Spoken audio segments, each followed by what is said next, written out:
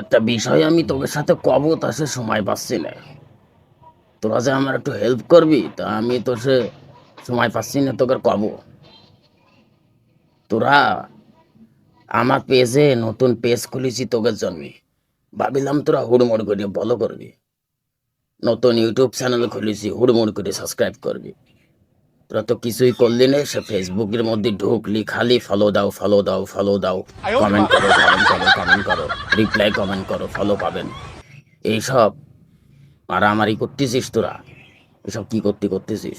এটা তো পেজের ক্ষতি আসছে তোদের। তোরা কি বুঝতেছিস? যারা এই যে তোরা নতুন নতুন আমার মতন যে বুড়ো নতুন আছে, বুড়ো কাকু আছে, এরা তো নতুন।